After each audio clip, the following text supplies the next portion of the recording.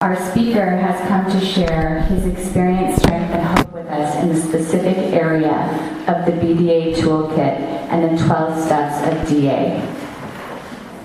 Okay. Welcome. Yeah, hi, I'm Carl. Well, my talk is sort of about that, so anyway, forgive me if I don't have it exactly like that, but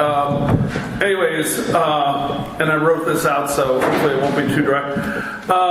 So, numbers. They form the essence of life in DA, yet they're the thing we fear most when we enter here. Some of us never shake that fear. God knows I'm still not perfect at keeping them, but I'm better than I was when I walked in the door of a meeting at the giant old church on Wilshire in Koreatown almost exactly 3 years ago today. I remember walking in terrified about my situation in life and winding up bawling my eyes out to the poor greeter named Doug at the end of that meeting. I was about a year away from running out of some family money that I would receive monthly from my grandmother's trust, money that had enabled me to move out of a tiny apartment deep inside Pasadena and into a place at the Gaylord Apartments in the heart of LA in Koreatown. I was terrified that when that money ran out, I'd be in danger of being on the streets or living in the middle of nowhere again. I had entered DA because of a comedian friend of mine whom I had seen achieve a remarkable turnaround over the course of the previous 5 years. He had entered DA at the same age that I was then, but in 2016, and within 5 years had a much better car, a wife and son, and was renting a beautiful little house in Burbank. Before he joined, I had known him for a decade in which he had been as stuck as I was. So I asked him how he had finally managed to break free and improve his life, and he told me to try DA. I've never managed to work the program in a purely conventional way. I'm still working on it, but I got paid an unexpected $1,000 extra on a freelance gig soon after joining and used that to get the guilty conscience of several debts from friends of $100 to $300 each off my back. So in my mind, there went the 8th step. Wrong, of course, I've learned. I was Catholic and went to Mass every Sunday and worked partly in Catholic media, so I thought I had my 3rd step of a relationship with a higher power squared away too. Yet that confidence marked a delusion that I had things under control. It would take a couple of years for me to finally embrace the idea that we went to our higher power because we're helpless on our own. I blasted through the rest of the steps once in one of the day-long sessions that they have at the giant Greek church a couple times a year, wanting to assure myself that I had conquered it all in pretty quick fashion. I wanted to put the fires out of my life all at once, not realizing that I still had gasoline spilled all over the place and was in danger of dropping a match at any time. DA taught me to stabilize myself to make it through the transition of handling my own rent, but I'd say I stayed delusional about much of this until April 26, 6 months ago. I had dropped out of meetings for 3 months at that point. But with 3 months before my birthday on July 26, I wanted to get right and do my numbers, have a proper PRG, and take this seriously. And I did make it to the PRG, but 5 days later, on July 28, my whole life changed. Numbers suddenly became very important and rose large in front of me on a constant basis. I lost my job as the arts editor of Pasadena Weekly after 17 years. I had let that job define me and much of my identity, even though it ruined my life in many ways. I was vastly underpaid and had only received one raise in my entire time there.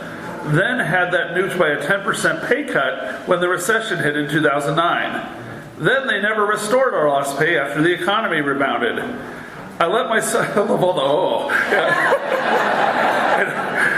like right after I told people I got laid off after 17 years, that's like raising a child. So anyway, I let myself stay in a job that was criminally underpaid because I was afraid of losing my health insurance since I had serious health issues.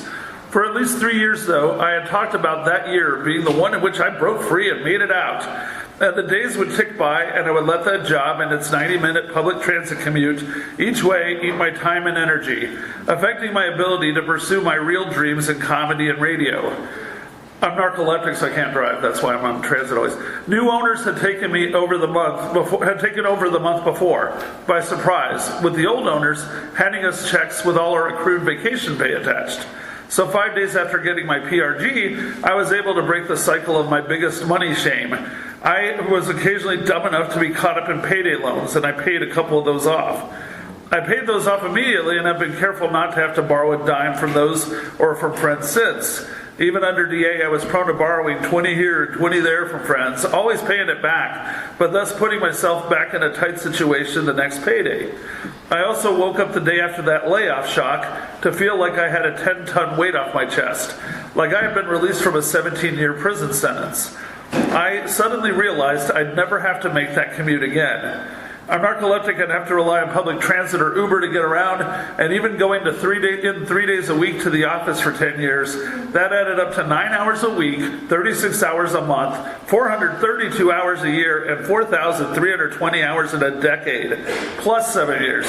Those are also numbers that affect our lives. It's not just about dollars and cents. Under-earning is the root cause of so many problems in life. If you don't make enough money, you'll be in debt, you'll lack self-care, you'll limit your life options on everything, from where you live to how you vacation, or even whether you can take a vacation. And when you add in the factors of how much time you put in at a job that underpays you or otherwise makes you miserable, that's even worse. Add in the commute times of traveling to a job you hate in a traffic-clogged city like LA, and you can see how the wrong job or the wrong conditions of a job can ruin so much of your life. And so what I say to you now is that I've learned so much in the last 58 days since some asshole from a corporate office in Phoenix wrote into Pasadena and told me how sorry he was that the paper had to let me go, and how much thought was put into each layoff decision, right before asking me if I was John or Carl as they handed me the kiss your ass goodbye envelope. It felt good to finally talk about that in public.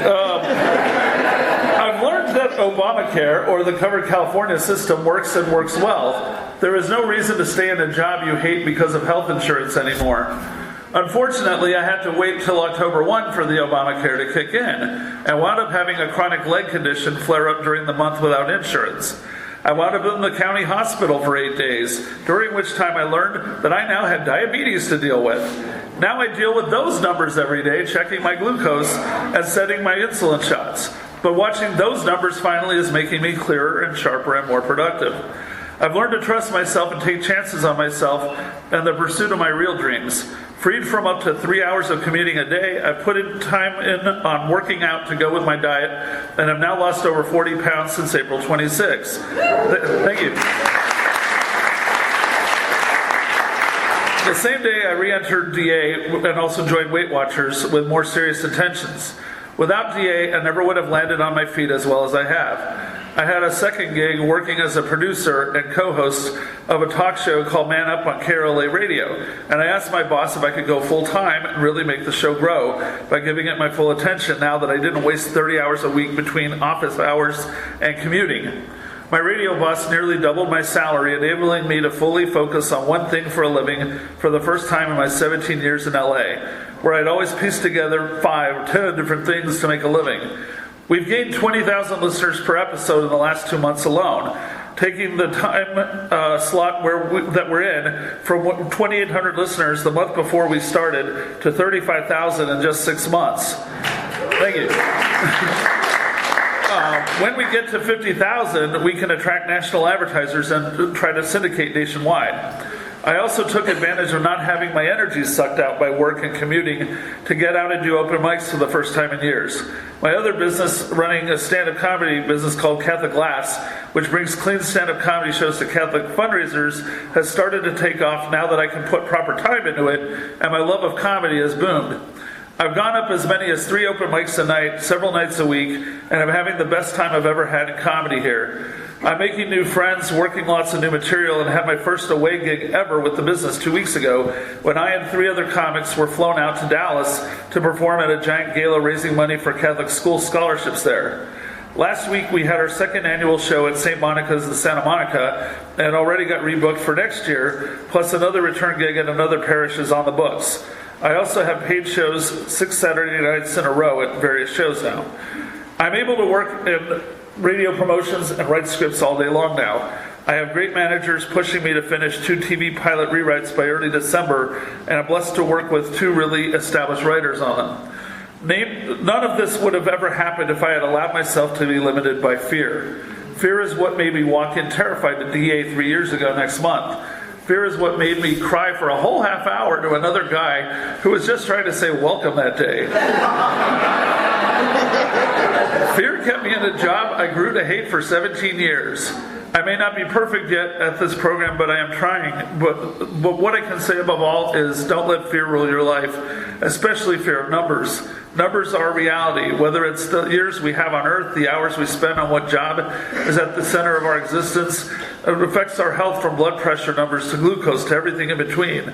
But if you trust in your higher power, turn that fear over to seeking its guidance. Fear will be gone, and you'll have a much better life in its place. I was a little short, but thanks.